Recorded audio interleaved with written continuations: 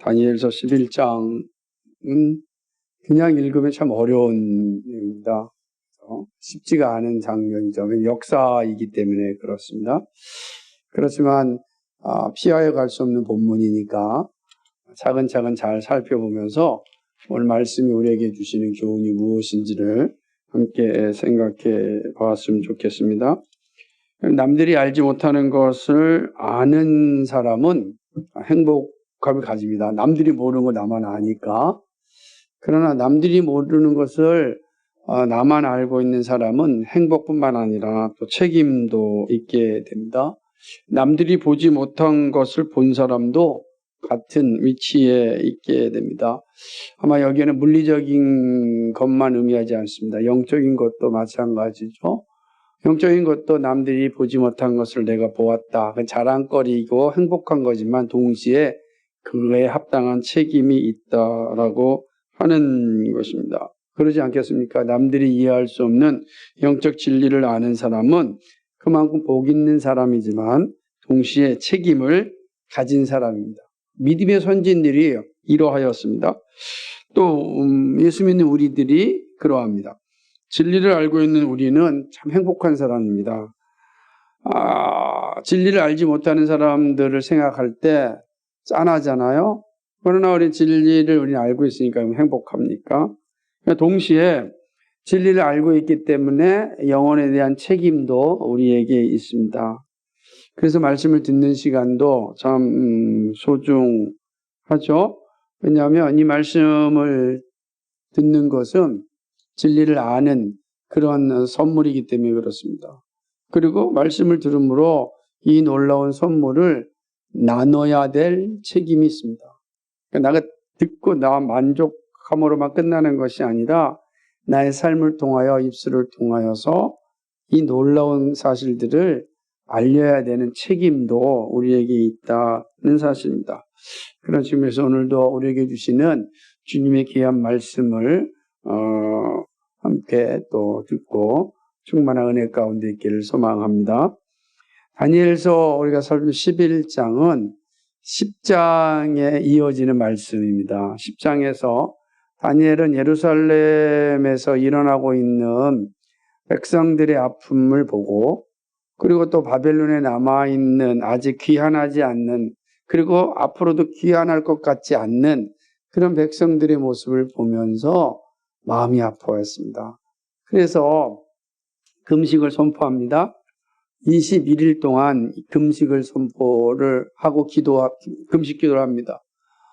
이 말씀이 들었듯이 이때의 다니엘의 나이가 80 중반입니다. 그러니까 80 중반의 이 노인이 21일 동안 금식을 합니다. 그만큼 예루살렘에서 들려오는 소리와 바벨론에 남아있는 자기 민족들의 모습이 너무나 안타까웠기 때문입니다. 이제는 하나님께서 다시 본국으로 돌아가라 라고 하는 놀라운 은혜를 베풀어줘서 예루살렘 귀향살이 70년 만에 드디어 자기 본국에 돌아갔는데 돌아간 예루살렘에서의 삶은 기쁨과 즐거움만이 아니었고 오히려 남아있는 또 주변에 있는 사람들이 이 돌아온 유대인들에 대한 의심의 눈초리, 시기의 눈초리, 미움의 눈초리가 가득하였습니다. 그래서 성전을 지으려고 하면 방해하고 모해하는 거죠. 그러니까 고국으로 돌아왔지만 기쁨과 즐거움이 충만하지 못한 상황이었습니다. 이런 사실들은 다니엘의 마음을 너무 아프게 하였습니다. 그렇다고 모두가 다 예루살렘으로 돌아간 것이 아니지 않습니까? 돌아가야 되는데 바벨론에 그대로 남아있는 사람들, 여전히 이방의 나라, 우상의 나라에 남아있는 백성들을 볼 때 또 마음이 아팠습니다. 그래서 그는 하나님께 간절히 기도하였습니다. 회개하였고 하나님의 답을 기다렸습니다. 그때 하나님께서 그에게 놀라운 말씀으로 응답하여 주십니다. 그것은 바로 미래에 대한 일이었습니다. 그 응답의 내용이 바로 11장과 12장입니다. 그러니까 다니엘서 11장과 12장은 다니엘의 21일 금식 기도에 대한 응답이라고 할 수가 있습니다. 다니엘이 들은 응답은 어떤 것입니까?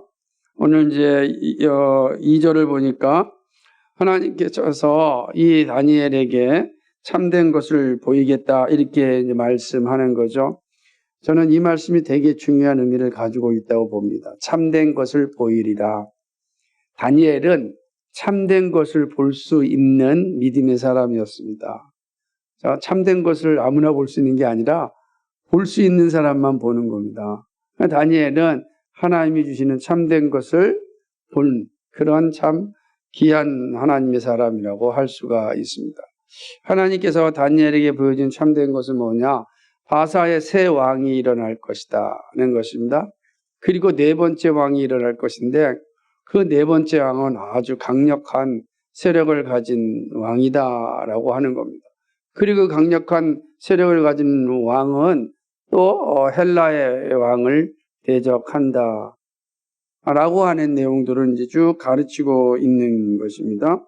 헬라 왕국을 칠 것이다 라고 하는 것입니다. 자, 이런 내용들을 통하여서 앞으로 이스라엘 백성들이 살아야 할 역사 속에서 일어나고 있는 고대 근동의 이야기들을 지금 다니엘에게 하고 있는 것을 이제 보게 되는 것입니다.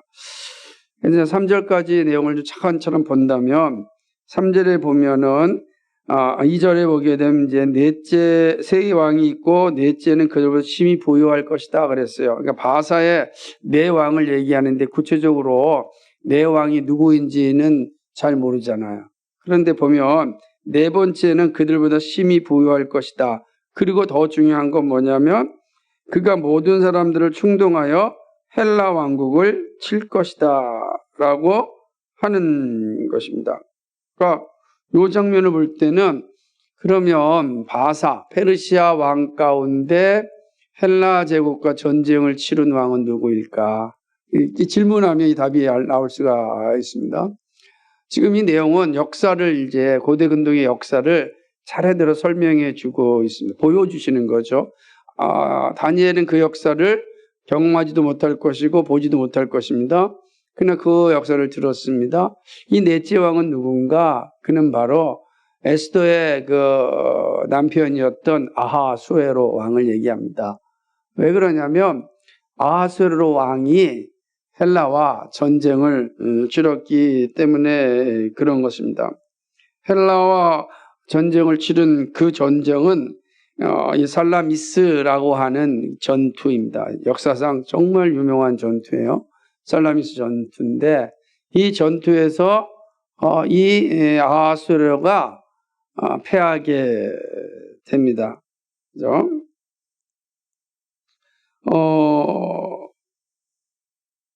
그러고 난 뒤에 이 아하수에로가 강성해질 때 이제 나라가 갈라지게 되는 상황이 오게 됩니다. 본문에 보게 되면은 재밌는 것은 그 갈라진 나라가 자손에게는 돌아가지 아니할 것이다 라고 이야기합니다. 다른 사람에게로 나라가 돌아간다 라고 이야기하는데 다른 사람들, 그러니까 그 자식들 외에 다른 나라로 나라가 이제 갈라질 것이다 이렇게 이제 말하고 있음을 이제 보게 되는 것입니다. 그럼 이 강한 권력자는 누굴까? 3절에 장차한 능력 있는 왕이 일어나서 큰 권세로 다스리며 자기 마음대로 행할 것이다. 3절에서는 이제 아하수에로가 이 헬라 왕국과 전쟁을 치렀고 패하였습니다. 그 다음에 장차한 능력 있는 왕이 일어난다. 그가 누구일까? 그는 헬라의 왕인 알렉산더를 의미하는 거죠. 근데 알렉산더가 강성할 때에 그의 나라가 갈라집니다. 무슨 말이냐면 알렉산더가 일찍 죽습니다. 29살에 일찍 죽어요. 그러니까 일찍 죽게 되니까 한참 이제 막 강성할 때에 알렉산더가 죽게 되죠. 그러니까 죽게 된 이후에 알렉산더의 후손에게 나라가 넘겨가는 것이 아니라 12명의 장군들에 의하여 가지고서 이제 강력한 헬라 제국이 이게 분할 통치하게 됩니다. 그러다가 크게 네 왕국으로 나누어지게 되는 것입니다. 그 네 왕국에 대한 것은 우리가 다니엘서 8장에서 살펴보았는데요. 네 나라의 지도자는 바로 이제 마게도냐의 카산더고요. 그리고 드라게와 소아시아의 리시마코스고, 또 수리아의 셀루커스고, 이집트의 프톨레미입니다. 이게 네 왕국으로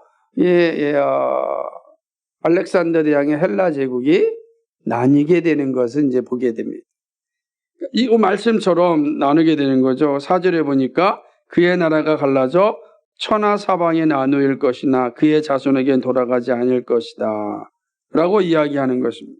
또 자기가 주장하던 대로 권세도 되지 않으리니 이는 그 나라가 뽑혀서 그 외에 다른 사람들에게로 돌아갈 것입니다. 그러니까 알렉산더의 자식이 아니라 다른 사람들의 나라가 나눠질 것이다 그럽니다. 그리고 나눠진 다음에 5절을 보니까 남방의 왕은 강할 것이나 그의 군주들 중 하나는 그보다 강하여 권세를 떨치리니 그의 권세가 심히 심할 것이다 이렇게 평합니다. 자, 네 나라가 나눠졌는데 이제 5절에서는 또 역사의 한 장면을 보여주는데 남방왕이 나타납니다. 남방왕이 누구냐면은 애굽입니다. 애굽. 프톨레미 왕조의 애굽을 의미하는 것입니다. 그런 측면에서 이제 5절로부터 20절까지의 내용은 뭐냐면 남방왕과 북방왕의 전쟁 이야기입니다. 남방왕은 애굽의 프톨레미 왕조이고 북방왕은 수리아의 셀루커스 왕조입니다. 그러므로 이 역사적인 사건은 BC 3세기에서 2세기에 이르는 동안 한 200년이죠. 2세기에 이르는 동안 일어난 역사를 이제 보게 됩니다. 우리가 알다시피 이 다니엘은 BC 6세기의 사람이에요. 그러니까 6세기의 사람이 이제 앞으로 일어날 3세기와 2세기에 일어날 일들을 보게 되는 거죠. 왜 3세기, 2세기의 역사는 1세기에 그리스도가 오시니까 3세기와 2세기의 역사를 이제 보여줍니다. 본문 이제 6절로부터 8절까지는 실제로 남방왕과 북방왕, 다시 말하면 애굽과 그러니까 프톨레미 왕조와 수리아의 셀루코스 왕조의 실제 역사 이야기입니다. 그러니까 이 내용이 6세기에 하나님께서 받은 이 내용이 3세기와 2세기에 그대로 이루어진 것을 이제 보게 되는 것입니다. BC 250년경에 남방왕인 프톨레미오스 2세가 북방왕인 안티오코스 2세와의 관계를 갖게 됩니다. 6절을 보게 되면은 몇 해 후에 그들이 서로 단합한다 그랬잖아요. 그러니까 남방왕이 엄청나게 세력이 강해졌는데 이 세력이 강해진 남방왕이 이제 북방왕과 이렇게 이제 세력을 갖게 되는 것입니다. 왜 그랬을까? 역사를 보게 되면 북방왕이 남방왕을 다 이제 병합하고 싶은 거예요. 그런데 애굽의 프톨레미 왕조가 워낙 강한 이제 세력을 가지고 있으니까 쉽지가 않은 거죠. 그래서 전략을 하나 짭니다. 그 전략은 뭐냐면 바로 남방왕의 딸이 북방왕에게 가서 정략적으로 결혼을 하게 되는 것입니다. 다시 말하면 남방왕이 프톨레미오스 2세가 북방왕인 안티오코스 2세에게 딸 베르니스를 통하여 이제 사돈을 맺습니다. 남방왕의 딸이 북방왕에 가서 이제 결혼을 하는 겁니다. 그러니까 서로가 이제 남방왕도 북방왕을 먹고 싶고 북방왕도 남방왕을 먹고 싶은 거예요. 여기에 서로 생각이 맞았는데 먼저 남방왕이 어떻게 하는 거예요? 먼저 정략적인 결혼을, 공주와 함께 정략적인 결혼을 이제 갖게 되는 것입니다. 그런데 문제는 이 공주인, 다시 말하면 그 남방왕의 딸, 다시 말하면 프톨레미오스 2세의 딸이 베르니스인데, 베르니스가 북방왕인 안티오코스 2세에게 가서 결혼을 했는데 얼마 있지 않아 이 베르니스 공주가 왕비가 됐죠. 왕비가 죽게 되는 겁니다. 왜 그렇게 됐냐면 이것도 역사 속에서 나타나는 건데 오늘 본문을 보게 되면 공주의 힘이 쇠하고 그 왕은 서지 못하며 권세가 없어질 뿐 아니라 그 공주와 그를 데리고 온 자와 그를 낳은 자와 그때 도와준 자 다 버림을 당하리라. 6절에 있잖아요. 죽었다라고. 안티오코스 2세가 왜 갑자기 프톨레미에 있는 베르니스랑 결혼을 했냐면 여기에 이제 첫 번째 부인이 나오디게가 있었어요. 이 나오디게와 이제 결혼을 했는데 이 나오디게가 이제 강성해지니까 나오디게와 이혼을 하고 나오디게 자식들에게 줄 상속권을 박탈하려고 안티오코스 2세가 음모를 꾸미고 이제 결혼을 한 거예요. 그런데 첫 번째 부인 나오디게가 이걸 알아차려 버렸습니다. 그 알아차려가지고 이 나오디게가 이제 모의를 짜가지고 안티오코스 2세와 베르니스와 전부 다 복사를 시켜 죽여버립니다. 그러니까 이 남방왕이었던 이 프톨레미오스 2세 입장에서는 이거 정략 결혼한 다음에 북방왕을 한번 이렇게 병합하려고 생각을 했는데 보냈던 딸이 독살을 당해서 죽게 되는 상황이 온 것입니다. 그게 바로 6절의 내용입니다. 참 기가 막힌 상황이 일어났죠? 그런데 이러한 상황 가운데 어떤 일이 일어나냐면 이 베르니스의 이제 부친인 프톨레미오스 2세가 죽게 됩니다. 같은 해 죽게 되는 거예요. 그러니까 이제 딸도 죽고 아버지가 죽는 상황이 역사 속에 일어나게 된 거죠. 그런데 7절을 보니까 그러나 그 공주의 본 족속에서 난자 중에 한 사람이 왕위를 이어 권세를 받아 북방왕을 치러 오게 되는 겁니다. 무슨 말이냐면 베르니스가 죽었는데 베르니스의 오빠가 왕조를 계승합니다. 그 본족에게서라고 할. 그러니까 베르니스 오빠가 이제 프톨레미오스를 이어서 왕이 되는 것입니다. 그러고 나니까 베르니스 오빠의 입장에서는 자기의 동생이 죽은 사건에 대해서 분노하지 않겠습니까? 그래서 이제 군사를 이끌고 북방으로 쳐들어오게 되는 것입니다. 그리고 어떻게 됩니까? 그의 성에 들어가서 그들을 쳐서 이깁니다. 그러니까 이 애굽이 시리아를 물리치는 거죠. 셀루쿠스 왕조가 이제 이때 안티오코스 이 시기에 이제 이 애굽에 의하여 가지고 나라가 정복당하고 많은 것입니다. 전쟁에 승리한 이 애굽은 나라는 애굽이니까 들어가서 우리가 보게 되면 8절에 보면 그 신들과 부어 만든 우상들과 은과 금의 아름다운 그것들 다 노력하여서 어디로 갑니까? 애굽으로 가져갑니다. 애굽으로 다 가져가고 한동안 전쟁이 이제 일어나지 않습니다. 엄청나게 이제 가져가게 되는 거죠. 그러니까 그러고 난 뒤 오랫동안 북방왕은 남방을 애굽을 침략하지 못하게 되죠. 이미 한번 패하였기 때문에 어려운 상황이 주어지게 되는 것입니다. 그런데 9절 볼까요? 9절에 뭐랬습니까? 북방왕이 남방왕국으로 쳐들어갈 것이니 이라고 되어 있죠. 다시금 시간이 흐른 뒤에 이 북방 다시 셀루코스 왕조가 다시금 정비를 해가지고서 애굽을 치러 갑니다. 여러분 이걸 잘 보셔야 되는데 역사에 보기에는 애굽과 시리아의 통로가 어디예요? 애굽에서 시리아로 가려면 어디를 통과해야 됩니까? 이스라엘 통과해야 돼요. 시리아에서 애굽으로 가려면 어디를 통과해야 돼요? 이스라엘을 통과해야 되는 거야.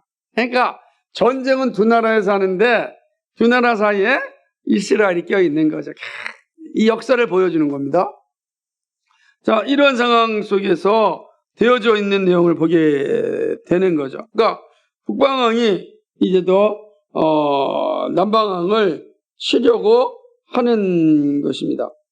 그러니까 이 역사는 약 150년 동안 일어난 그런 역사라고 할 수가 있는 거예요. 그러니까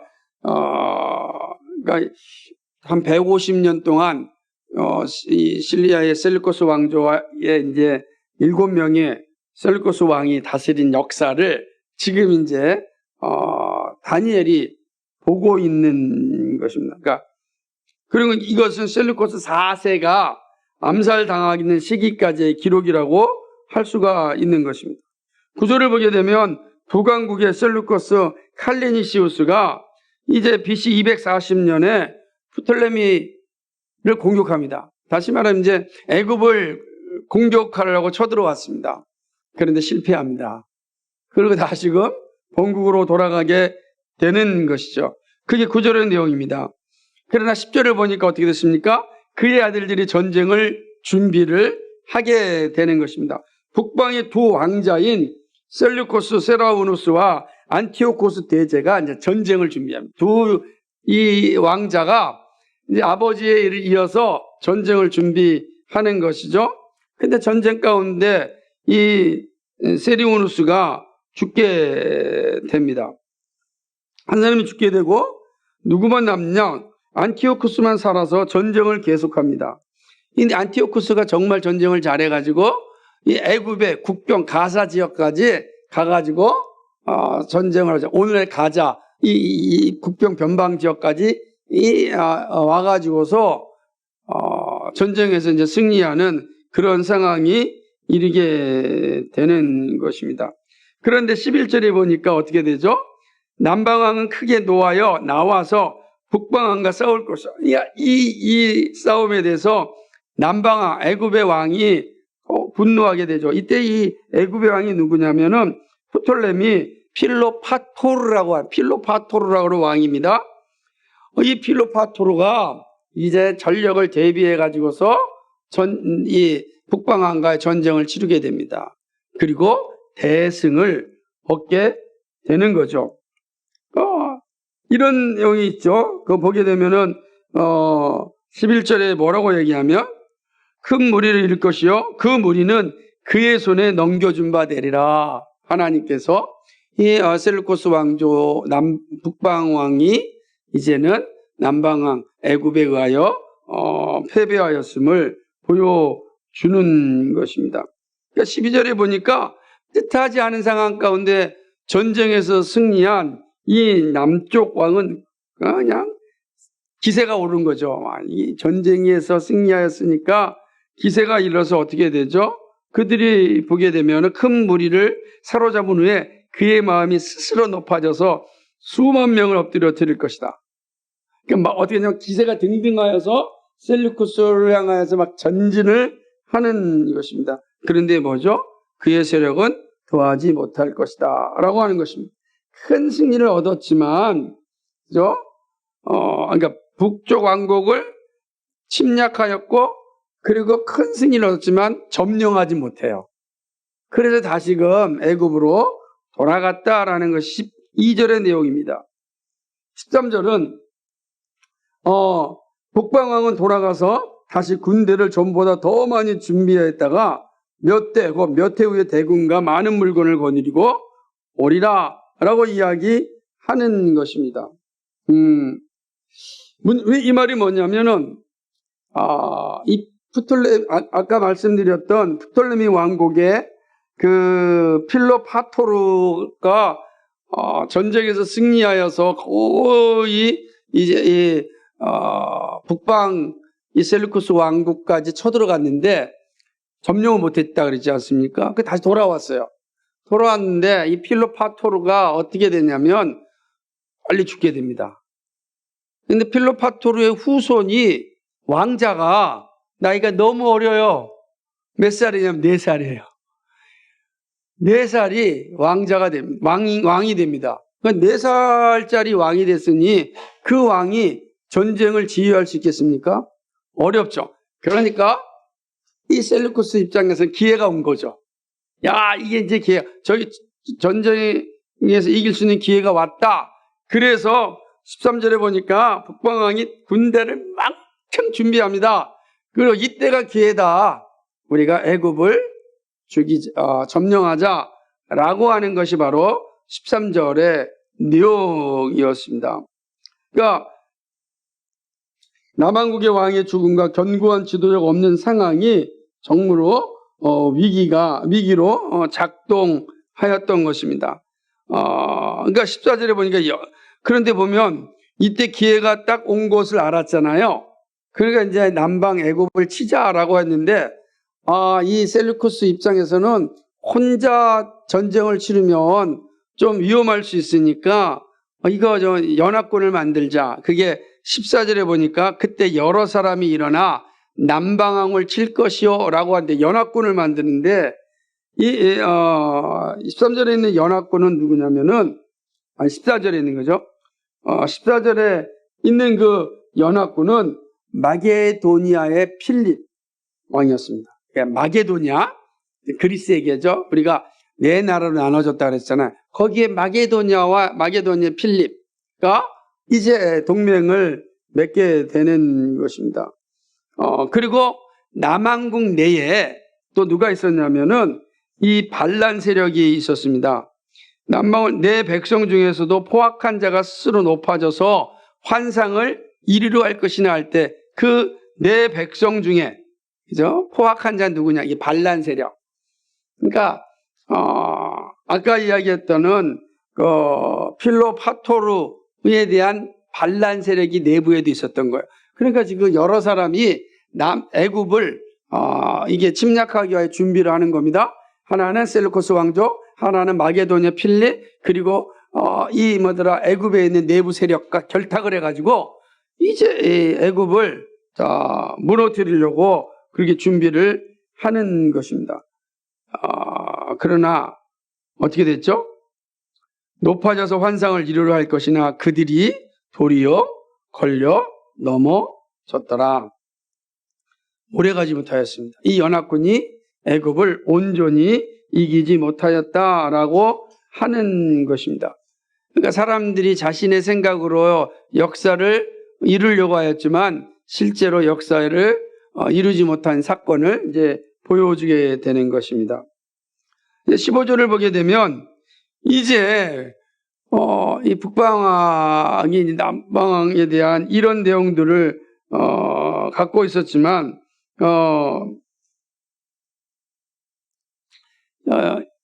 다시 한번 이제 기회를 부여잡고 이 남방을 어떻게든지 간에 무너뜨려야 된다라고 하는 강력한 이 셀루쿠스 왕조의 세력들이 쳐들어옵니다. 그리고 시돈성을 무너뜨리고 그리고 거기에 토성을 쌓고 이제 애굽을 무너뜨리기 위한 준비를 하는 거죠. 그게 15절 내용인 것입니다. 남방 군대는 그들을 당할 수 없으며 또 그가 택한 군대라도 그를 당할 힘이 없다. 그러니까 이제 북방왕이 잘 준비해서 애굽에 와 있을 때 애굽이 더 이상 이 북방왕 셀루코스를 이길 수 있는 그런 힘이 없게 된 것이었습니다. 16절을 보게 되면 오직 와서 치는 자가 자기 마음대로 행하리니 그를 당할 사람이 없겠고 그는 영화로운 땅에 설 것이요 그의 손에는 멸망이 있으리라 이렇게 말씀하고 있습니다. 16절은 무슨 말이냐면 여기 보게 되면 오직 와서 치는 자가 있는데 이게 누구냐면 안티오코스 대제를 얘기하는 거예요. 이 안티오코스 대제는 이제 강력한 세력을 이끌고 다시금 쳐들어와서 애굽을 이기려고 애굽을 침략하려고 하는 것이었습니다. 근데 그게 오면서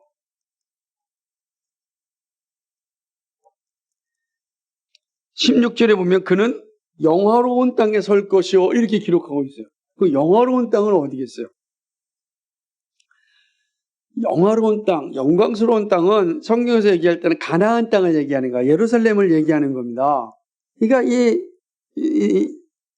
우리가 앞에서 8장에 살펴봤는데요. 안티오코스 대제가 이제 전쟁을 치르러 가면서 어디에 들리냐? 가나안 땅에 들려서 이 가나안 땅과 팔레스타인을 전부 다 핍박하고 아주 모든 것을 이제 갈취하는 그런 일들을 하게 되는 것이죠. 그래서 이제 왜 이렇게 됐냐면 안티오쿠스가 이 준비를 잘해서 애굽을 침략하려고 했지만 애굽을 침략하지 못해요. 성공하지 못합니다. 그러니까 돌아오면서 그냥 가나안 땅의 모든 것들을, 예루살렘 성전의 모든 것들을 다 가져가는 이런 아주 장악한 일을 이 안티오쿠스가 행하였다. 17절에 보니까 그가 결심하고 전국에 힘을 다하여 이르렀다가 그와 화친할 것이요 그랬잖아요. 그러니까 못하는 거예요. 다 못했습니다. 그러니까 그가 어떻게 했느냐, 또 마찬가지로 남방왕이 했던 전략을 짭니다. 여기는 이제 여러분이 잘 아는 내용이에요. 전략을 짜는데 어떤 전략을 바꾸냐면 자기도 정략 결혼을 합니다. 보니까 그와 화친할 것이 또 여자의 딸을 그에게 주어 그의 나라를 망하게 할 것이다. 그러니까 이게 화친해서 이제 그 딸이 그 나라의 왕비가 되어서 이 남방왕 애굽을 무너뜨리게 할 것이다. 그때 보낸 딸이 누구냐? 그게 바로 그 유명한 클레오파트라예요. 이 클레오파트라, 이 안티오쿠스 대제의 딸인 클레오파트라가 애굽의 왕비로 갑니다. 이제 준비를 다 한 거죠. 우리가 알다시피 클레오파트라는 워낙 또 예쁘다 그러지 않았습니까? 그러니까 클레오파트라 가서 애굽 이집트를 이제 무너뜨리게 하자라고 계획을 다 짠 겁니다. 그런데 계획이 완전히 빗나갑니다. 왜냐하면 이 안티오쿠스 대제의 생각대로 딸인 클레오파트라가 움직이지 않는 거예요. 그러니까 클레오파트라가 이집트에 가서 왕비가 되고 난 뒤에 5년 동안 한 일이 뭐냐면 단 한 번도 아버지인 안티오쿠스의 의견을 따르지 않는 겁니다.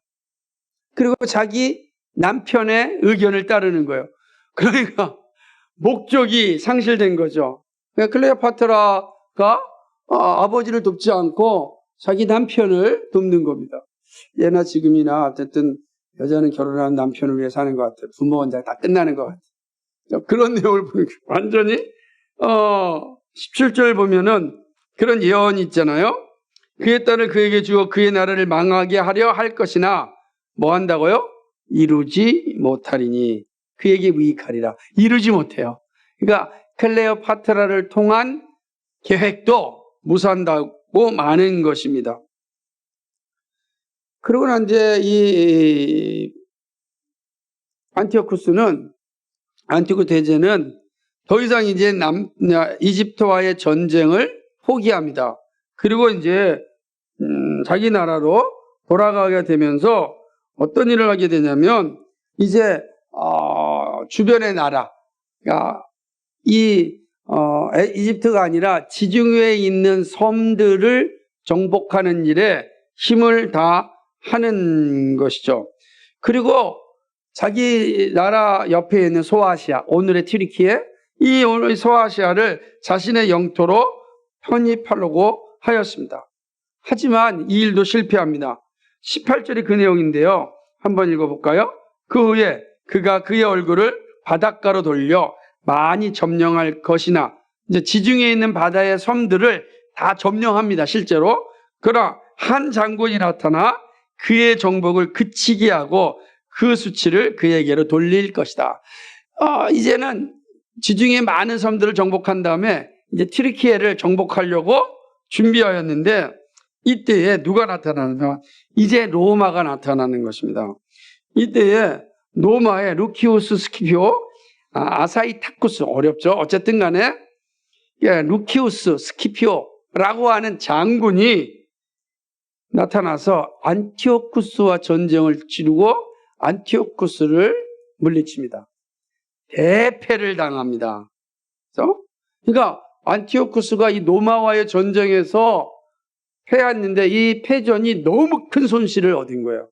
그러니까 회복하기 어려울 정도로 이 안티오쿠스가 이제 어려움을 겪게 된 것입니다.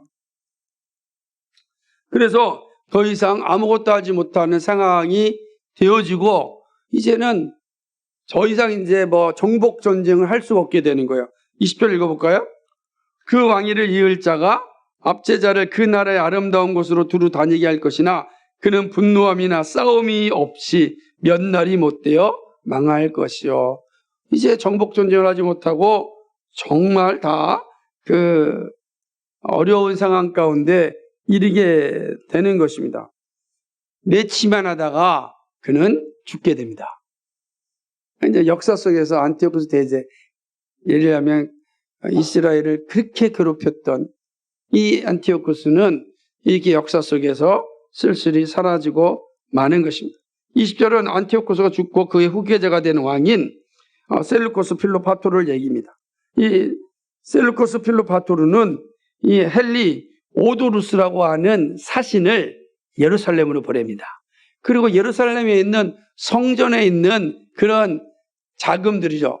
헌금들을 전부 다 가지게 오라고 명령을 내립니다. 그런데요, 이 헨리 오도루스가 그 사신을 가서 예루살렘 성전에 있는 그 헌금함을 다 가지고 오려고 갔는데, 이건 역사 속에 기록된 거니까, 이건 이제 뭐 성경에 없지만 전설 속에 있는 역사 얘기인데, 헨리 오도루스가 이 예루살렘에 갔을 때 꿈을 꿨는데, 환상을 봤는데, 한 책인 유령이라고 써 있어요. 불렁이죠. 한 사람이 나타나서 이 악한 짓을 그만하라, 그렇게 이야기했다는 거예요. 그래서 이 예루살렘에 와가지고 성전에 있는 이 헌금을 가져가려고 하였지만 이 말을 듣고서 하지 않았어요. 가져가지 않았어요. 그러고 난 뒤에 얼마 있지 않아서 바로 여기 있는 것처럼 싸움이 없이 몇 날이 못돼 망할 것이나, 누가요? 이 필로파토르가 몇 날이 안 돼서 죽게 됩니다. 죽게 되는 거예요. 이 말씀대로. 그래서 왜 죽었을까? 여러 가지 이제 들려오는 이야기 가운데 하나가 뭐냐면, 이 헨리 오도루스가 독살하지 않았을까? 그러니까 의문의 죽음, 의미로 이제 역사 속에 남아 있는 것입니다. 이렇게 역사가 이제 흘러가게 되는 것입니다. 이게 20절까지 내용이에요. 그리고 21절부터 이제 11장 마지막 절까지는 안티오코스 4세에 대한 이야기예요. 가장 중요하겠죠? 그 안티오코스 4세에 대한 이야기가 이제 다음 주에 살펴볼 건데, 제가 이렇게 긴 이야기를 말씀드렸습니다. 여러분이 뭐 고대 근동의 모든 역사를 다 알고 있어야 된다, 이해하고 있어야 된다, 그런 건 아니에요. 그거 몰라도 됩니다. 그리고 여기 있는 왕들의 이름을 다 기억하지 않아도 됩니다. 성경에 그런 이름 기록되어 있지 않으니까 다 그렇게 하지 않아도 돼요. 그런데 왜 하나님께서는 다니엘에게 기도의 응답으로 이러한 역사를 다 보여주셨을까? 그리고 실제의 역사가 다니엘에게 보여준 대로 실제의 역사가 진행됐습니다. 우리는 진행된 걸 알고 있습니다. 다니엘은 보았고, 오늘 우리는 이미 역사가들이 다 기록된 내용들을 보게 되면 다니엘이 이야기한 대로 그대로 이루어졌습니다. 여기엔 그 왕들의 이름이 하나도 없잖아요. 그런데 실제 고대 근동의 역사에는 이 내용이 그대로 다 기록되어 있어요. 있는데, 예를 들자면 클레오파트라가 이름이 나와 있지 않지만 이 안티오쿠스 대제의 이 정략 결혼은 역사 속에 그대로 나타나 있어요. 자기 딸 클레오파트라를 보냈지만 클레오파트라로 인해서 아무것도 되지 않은 상황들을 알게 됩니다. 여러분, 클레오파트라가 유명한 건 아디 안티오쿠스랑 로마의 이제 삼두 정치죠. 정치에 나타나는 매우 중요한 인물이 또 클레오파트라, 역사 속의 실존 인물이에요. 그러니까 이런 내용들을 사실은 다니엘은 다 보았다라고 하는 것입니다. 우리가 정확하게 역사의 시줄과 날줄을 알지 못해도 괜찮습니다. 왜냐하면 본문을 통해서 말씀하고 하는 하나님의 뜻이 분명하기 때문입니다. 그래서 우리는 이제 그래도 이런 이 내용들이 어떻게 역사 속에서 실제로 이루어졌는가를 말씀드렸습니다. 이 말씀을 통해서 주께서 우리에게 주시고자 하는 영적인 교훈이 무엇인가, 이게 중요하지 않겠습니까? 우리는 그 교훈을 한번 생각해 보고자 합니다. 첫 번째 이것입니다. 하나님의 예언은 역사 가운데 정확하게 성취되었다. 이 사실을 알려주시기 위함입니다. 다니엘의 기도에 하나님 응답하셨습니다. 하나님의 응답은 미래의 역사였습니다. 다니엘이 볼 수도 없고 살 수도 없는 역사입니다. 그런데 다니엘이 그 역사를 보았습니다. 하나님은 다니엘에게 참된 것을 볼 수 있는 믿음을 주셨습니다. 다니엘은 놀라운 역사를 보았습니다. 그리고 우리는 그 역사가 실제로 역사 가운데 성취되었음을 봅니다. 하나님이 주신 말씀은 한마디도 땅에 떨어지지 아니하고 그대로 이루신다. 이 사실을 우리 알려주는 겁니다. 하나님의 말씀은 한마디도 땅에 떨어지지 않는다. 하신 말씀은 그대로 역사 속에 성취가 된다는 겁니다. 이 사실이 우리에게 중요한 게 뭡니까? 우리 주님이 다시 오신다 말씀하지 않았습니까? 역사 속에서 약속하신 것은 역사 속에서 성취가 됩니다. 다니엘을 통해서 이 사실을 우리에게 알려주고 있습니다. 이것은 하나님이 역사의 주인 되신가, 동시에 성경이 얼마나 위대한 책인지를 알려줍니다. 성경은 기록된 대로 이루어짐을 보여줍니다. 말씀하신 대로 역사 가운데 성취되었습니다. 우리가 잘 알고 있는 클레오파트라가 성경의 예언 속에 존재하였고 역사의 현장에서 실제하였습니다. 놀라지 않습니까? 그러니까 이 다니엘이 그가 클레오파트라라고 이름을 정하지 않았지만 그 왕의 딸이라고 명시했어요. 그런데 놀랍게도 그 왕의 딸이 정략 결혼을 하였어요. 근데 그가 누구냐? 클레오파트라였어요. 하나님께서 말씀하신 건 역사 가운데 정확하게 성취됩니다. 이걸 우리에게 가르쳐 주는 거예요. 하나님이 우리에게 주신 말씀은 단 한마디도 거짓된 것이 없고 사라지지 않는다. 하신 말씀은 그대로 역사 가운데 성취된다. 이것을 말씀하고 있는 것입니다. 하나님의 예언은 역사 가운데 정확하게 성취됩니다. 베드로는 성경이 보여주는 하나님의 역사를 이렇게 기록합니다. 베드로전서 1장 24절과 25절의 말씀인데요. 그러므로 모든 육체는 풀과 같고 그 모든 영광은 풀의 꽃과 같으니 풀은 마르고 꽃은 떨어지되 오직 주의 말씀은 세세토록 있도다 하였으니 너희에게 전한 복음이 곧 이 말씀이니라. 아멘. 자연의 모든 역사는 사라집니다. 그죠? 모든 주체는 풀과 같고 그 모든 영광은 풀의 꽃과 같다. 우리가 가진 이 물리적인 거, 이 다 사라집니다. 그런데 뭐라고 말씀하십니까? 주의 말씀은 세세토록 있다. 영원하다. 변하지 않는다는 거죠. 말씀하신 대로 이루어짐을 이야기하는 것입니다. 사람은 그 역사를 볼 수 없지만 성경을 통하여 그 역사를 생각할 수 있습니다. 그리고 성경을 통하여 역사를 해석할 수 있습니다. 다니엘을 통하여 하나님의 말씀은 역사 가운데 반드시 성취됨을 말씀하십니다. 그렇죠? 이 사실은 우리에게 분명하게 교훈합니다. 그러므로 우리에게 무엇보다도 말씀을 믿어야 합니다. 그렇죠? 여러분, 이런 놀라운 사실들을 우리가 잊지 말아야 됩니다. 하나님의 말씀은 말씀하신 대로 성취된다. 그 역사적 증거가 바로 다니엘에게 보여진 말씀이라는 거예요. 그럼 오늘 우리가 말씀을 들을 때 그 말씀이 내가 보지 못하고 내가 듣지 못한다 할지라도, 자, 어쩌면 우리가 예수님이 오신 종말의 때를 보지 못할 수 있고, 그죠? 살지 못할 수 있잖아요. 그렇다고 해서 사라지는 게 아니라고요. 없는 게 아니라고요. 다니엘을 통해서 6세기에 보여줬던 것이 2, 3세기에 성취됐던 것처럼 우리에게 주신 말씀이 우리가 보지 못하고 우리가 살지 못한다고 할지라도 그 말씀은 그대로 성취된다. 어떻게 할 수 있습니까? 다니엘을 통해서 알려주는 겁니다.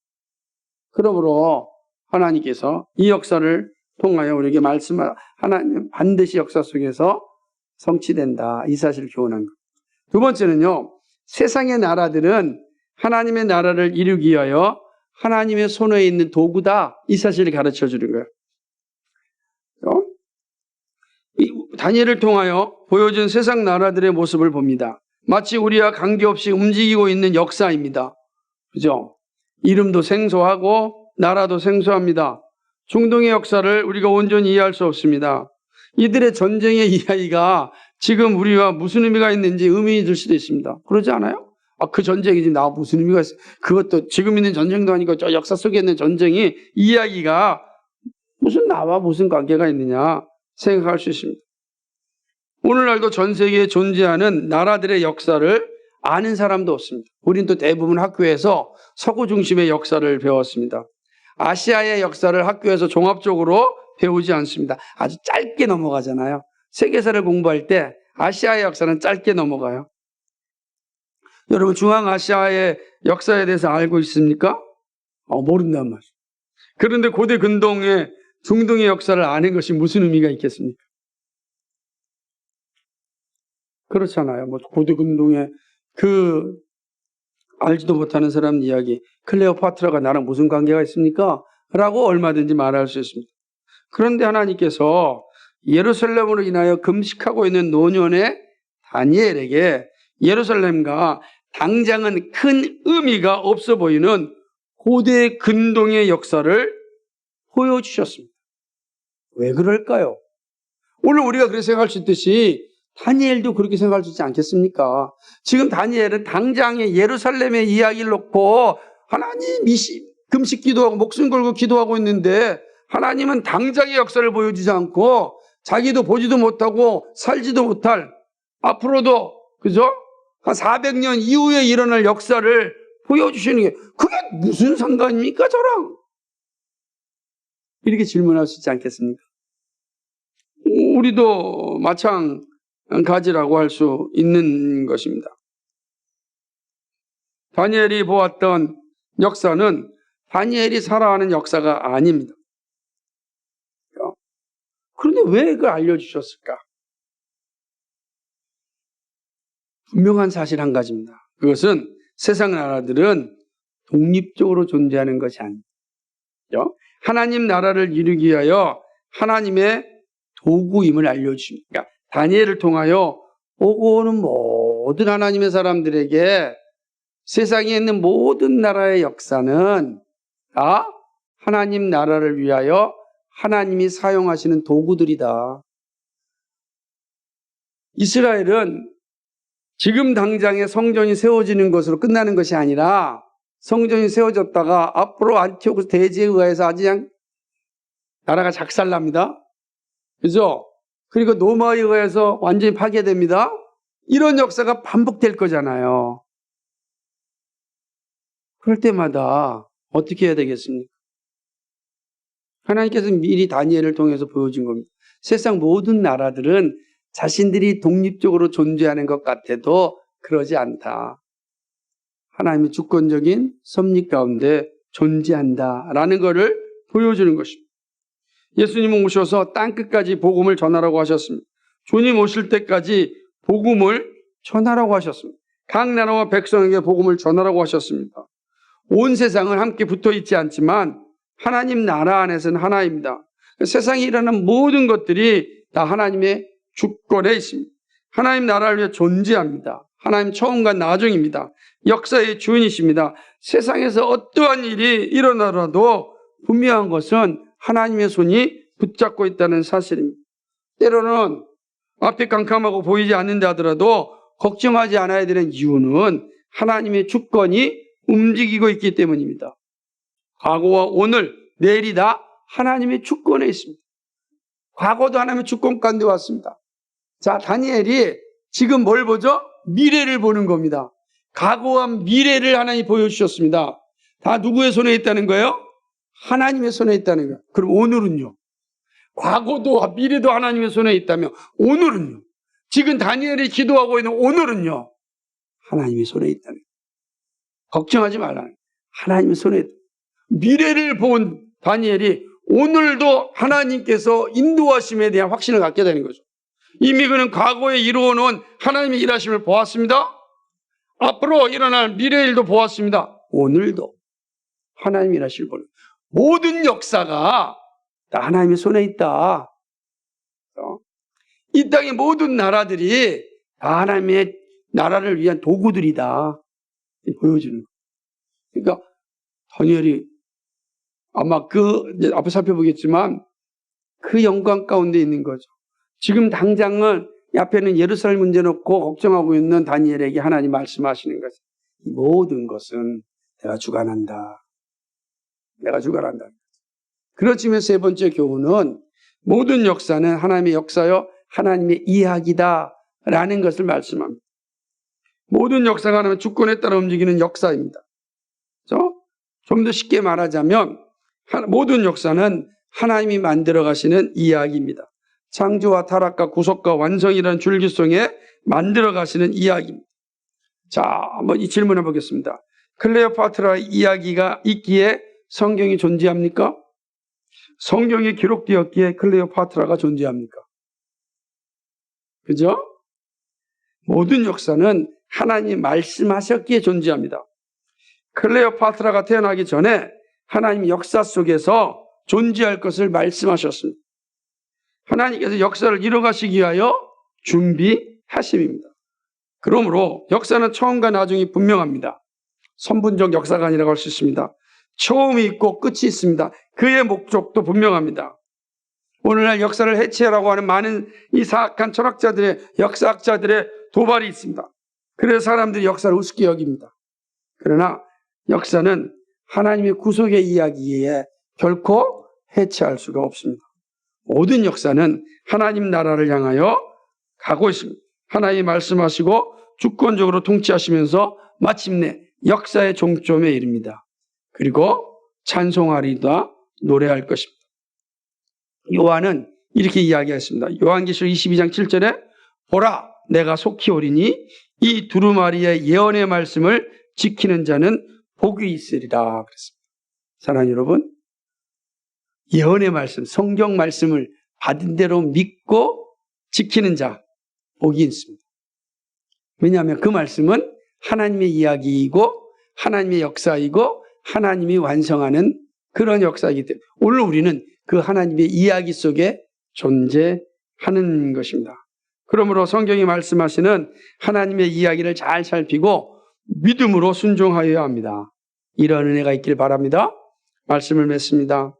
참된 것을 볼 수 있는 사람은 누구일까? 우리 시대는 배교의 시대입니다. 말씀을 기준으로 삼지 않습니다. 진리를 소망하지 않습니다. 신앙을 문화나 기호로 생각하고 있습니다. 천국과 지옥을 SF로 생각합니다. 이러한 시대에 역사의 주인이신 하나님의 말씀을 믿는 것이 가능할까요? 역사를 예언하시고 그대로 성취하신 이 놀라운 역사가 지금 우리 가운데 일어나고 있음을 여러분 믿으십니까?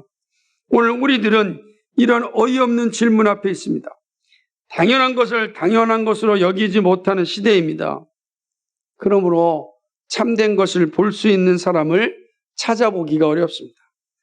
여러분의 눈에는 하나님의 역사가 보이십니까?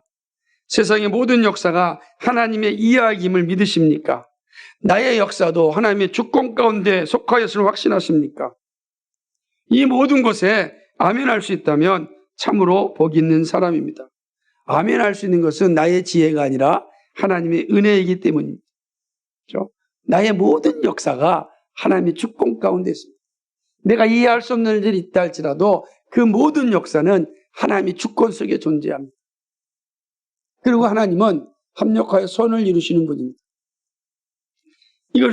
이 사실에 아멘 하시길 바랍니다. 하나님은 다니엘에게 다가올 수 있는 역사를 보여주었습니다. 다니엘은 금식 기도하는 중에 이 놀라운 은혜를 받았습니다. 역사 가운데 일하신 하나님은 마침내 역사의 종착점에 데려갈 것입니다. 예수 그리스도의 오심을 보게 하셨고 그의 죽으심과 부활하심과 다시 오심이 역사임을 말씀하셨습니다.